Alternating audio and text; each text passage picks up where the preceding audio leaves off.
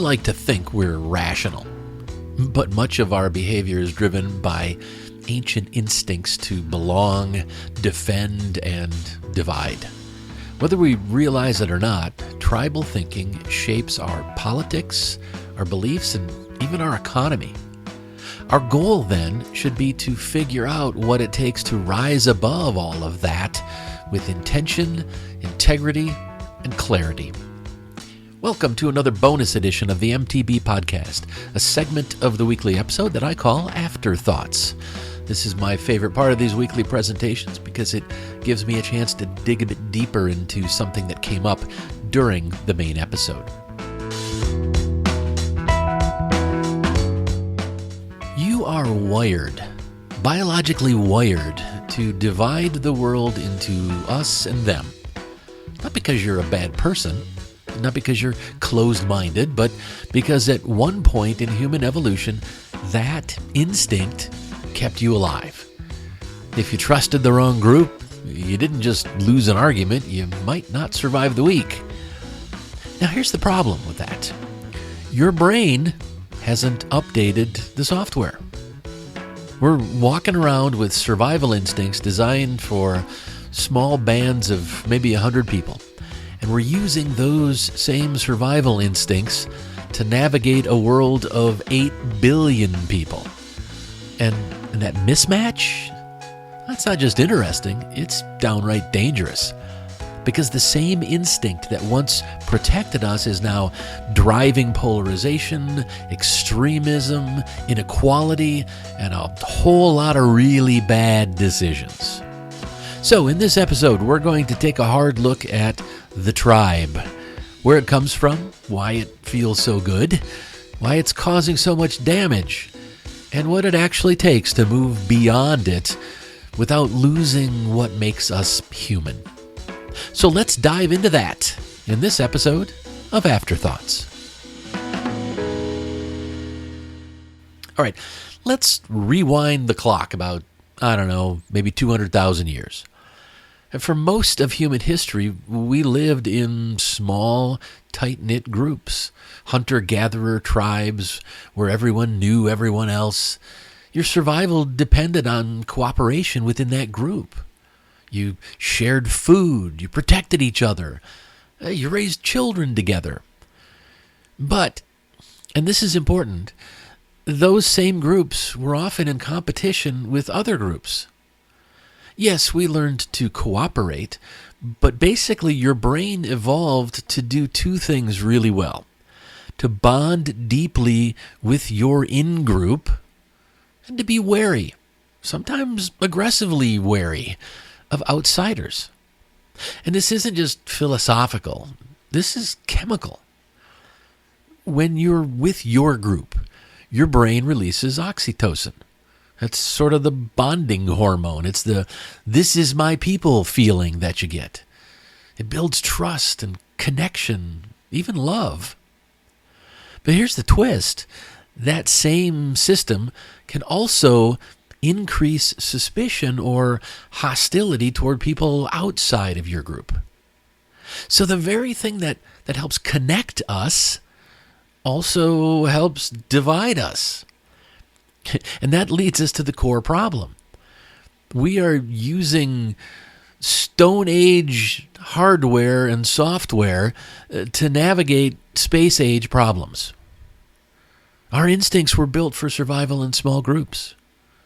Our instincts were not built for democracy. They weren't built for global cooperation. Certainly not for navigating social media or economic systems or international politics. And yet, here we are. Now let's really focus on what's happening in the present. Because we still form tribes. We just don't always call them that anymore. We call them political parties or religious movements or cultural identities or races or ethnicities. A lot of the time they function exactly the same way those ancient tribes did. Take movements like MAGA or Christian nationalism. At their core, they offer something very powerful: identity. They offer belonging, a sense that you are part of something so much larger, and a belief that your group is under threat from outsiders. That's a key here. And all of that is incredibly compelling. But it also comes with a trade-off. Because once identity becomes the priority, truth, as we've seen, becomes flexible. And we see this in religious spaces too. Evangelicalism, conservative Catholicism, traditionalist movements across multiple faiths, groups that claim exclusive access to truth. And when they do that, it creates very clear boundaries. Insiders and outsiders. Us and them. It reminds me of a song a local punk band played years ago called Politics Made Easy. The chorus went, "We're us, we're cool, they're them, they suck, up with us, down with them, up with us, down with them." They wrote that song about 40 years ago, but it really hits the mark today. We're us, we're cool, they're them, they suck. Up with us and down with them. Now, to be fair, this problem isn't unique to Christianity or even to the U.S.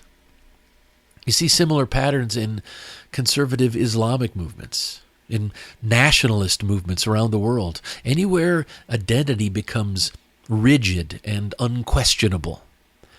And once that happens, something changes psychologically. Your opponent is no longer just someone who disagrees with you. They become dangerous, immoral, even evil. That's when tribalism stops being a preference and starts becoming a very real problem. Because if the other side is an existential threat, then anything becomes justified. Lying, exclusion, even harm.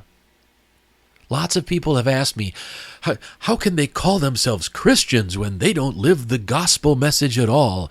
Jesus was the Prince of Peace. My answer is that, in their view, they are living the gospel message. Did Jesus love evil? Not at all. In fact, the Gospels describe Jesus driving out demons, the embodiment of evil, with no remorse.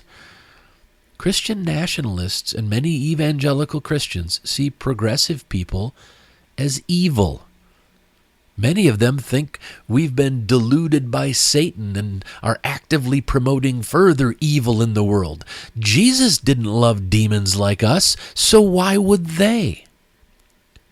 When they see us as evil, when they see us as an existential threat, we're not just disagreeing anymore. We're at war.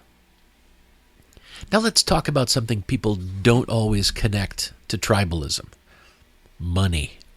Because tribal instincts don't just shape identity, they shape who gets resources. Throughout history, groups have protected their own, sometimes at the direct expense of others.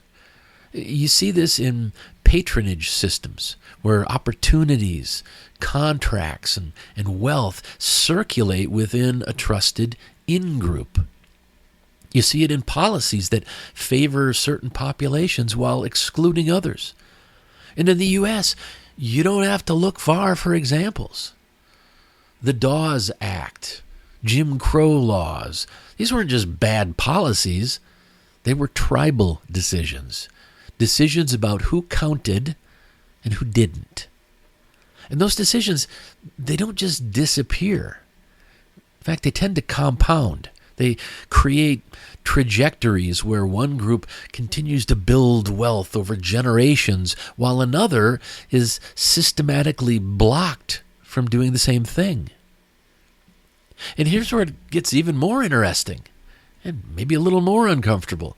Research in behavioral economics suggests that as people gain wealth, they often become less empathetic to those who have less.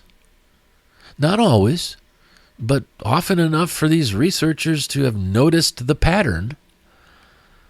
The suggested reason for this is that success can create its own sort of tribe. And within that tribe, certain behaviors, self-protection, resource hoarding, competition, those behaviors get rewarded. So what starts out as survival becomes culture. And that leads to policy blindness. People support systems that benefit their group, even when those systems harm others, or even when those systems harm themselves in the long run. They're willing to do things like this because loyalty feels safer than questioning. So what do we do with all of this? Because we're not going to rewire human evolution anytime soon, but we can become aware of it. And that's where humanism steps in, not as a rejection of our biology, but as a response to it. So first, let's start from a place of intellectual humility. We've got to get comfortable saying, I might be wrong. That's not weakness. That's how you stay grounded in reality instead of drifting into tribal narratives. Second, we need to practice what I'll call radical universalism. We need to attempt to include the needs of everyone, especially when we're talking about laws, regulations, and policies. Now, I'm not suggesting we do this in some sort of naive, everyone is the same kind of way, because we're not the same. What I'm suggesting is that we need to start from a basic recognition that every person deserves dignity regardless of their group or tribe. Doing that is a direct challenge to tribal thinking. And third, we need to focus on intentional development. We don't just become better by accident. We build habits. We expose ourselves to different perspectives. We question our own assumptions. We choose deliberately to move beyond instinct. Because when it's left unchecked, instinct will always pull us back to the tribe. The fact of the matter is that nature gave us the tribe to help us survive. Humanism gives us the reason to help us evolve beyond it. And that's the thing we're grappling with right now.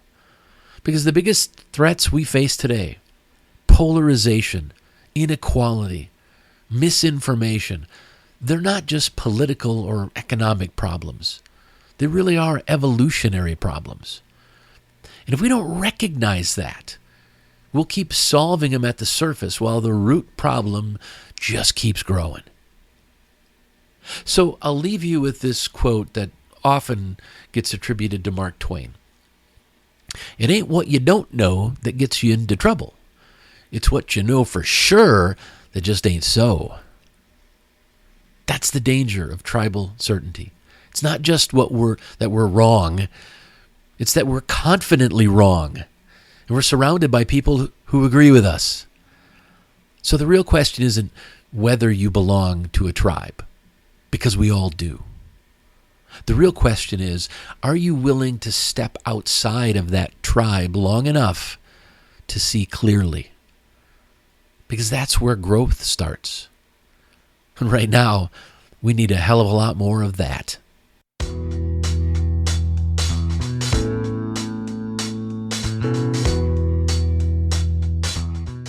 Thanks for joining me for this episode of Afterthoughts. If you want to keep up on everything I'm doing, please head over to thecodaproject.com and subscribe to my newsletter.